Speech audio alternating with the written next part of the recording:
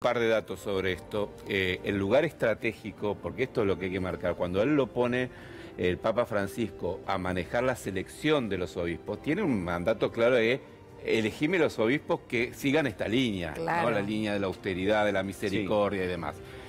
Esto hacía, por el lugar central que ocupaba primero, que conociera la realidad de todos los dicasterios y de todas las lugares del mundo. Pero por otro lado, todos los sábados, a las 9 de la mañana se reunía el Papa Francisco con él, con Prevost, y él le actualizaba los temas que llegaban de parte de todos los obispos que designaban.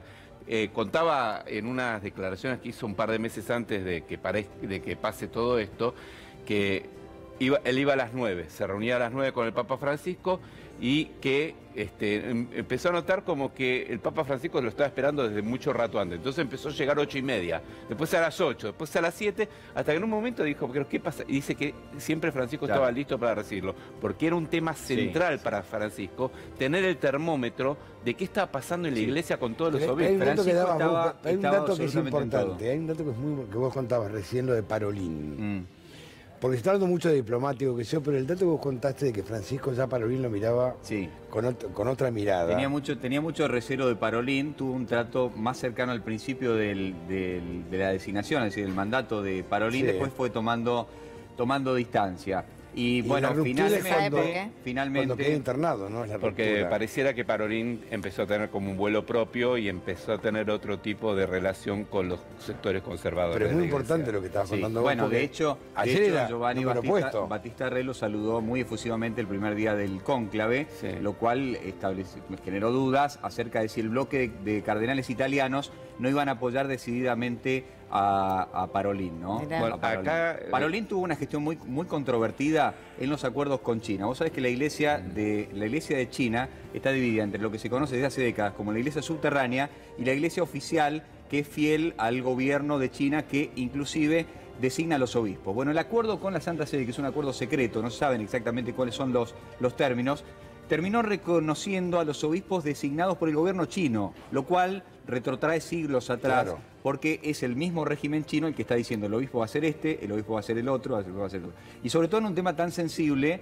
al Papa Francisco como es la designación de los pastores. Eso le valió muchas críticas prácticamente de todos los sectores, porque a Parolín lo acusaban de haber entregado la iglesia fiel, la iglesia de China, en manos del régimen chino. ¿Qué pasó? Que el gobierno chino empezó a nombrar a sus propios obispos y terminó persiguiendo a los fieles de siempre, a los que habían quedado fuera de esa estructura, y no reconoció a los obispos que sí había nombrado Roma. Eso fue quizá el punto más cuestionable de la gestión de Parolín al frente de la Secretaría de Estado. Sumado a un tema que sí generó mucho ruido hacia adentro, que fue el caso de Becciu.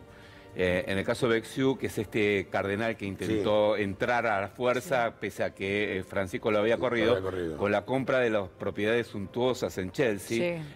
Bueno, el que firmó eso fue Parolín. Claro. Entonces eso también fue una señal de ruido. La defensa de Becciu siempre fue esa. Becciu siempre dijo, yo hice efectivamente, compramos un inmueble en Londres que al final fue un clavo porque costó 100 millones de dólares y ahora aparece un negociado, ¿no? Pero yo hice lo que me dijeron. O sea, le tira la pelota a Parolín, que fue el que puso el gancho. Pero un dato interesante que salió ahora de los que siguen la realidad del Vaticano sobre el tema de la votación.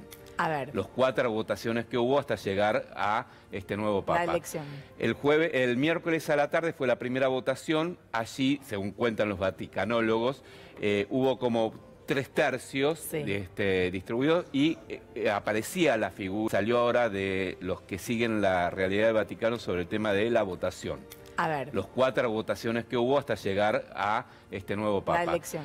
El miércoles a la tarde fue la primera votación. Allí, según cuentan los vaticanólogos, hubo como 3/3 distribuidos y aparecía la figura de Prevost, pero aparecía como un tercer plano, digamos.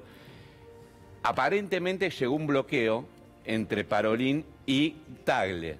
¿No? Erdó había tenido buenos votos también, pero pareciera que el sector conservador, sabiendo que que Erdó no iba a triunfar, empezaron a inclinarse por Parolín. Se produce la primera votación del jueves. En la primera votación del jueves, Parolín es el que saca mayor ventaja, llega casi a 50 votos. Esto es lo que cuentan los que siguen. Sí, seguía como en el primer puesto. ¿Qué inventan, no? Porque es súper secreta.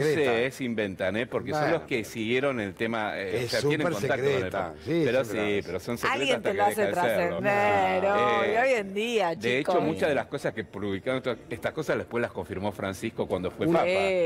Bueno, después, y ahí, ¿qué pasa? Parolin se queda bloqueado y empieza a crecer la figura de Tagle, pero los conservadores querían que, está bien, dijeron, apoyamos a Tagle siempre y cuando lo ponga como secretario de Estado a Parolin.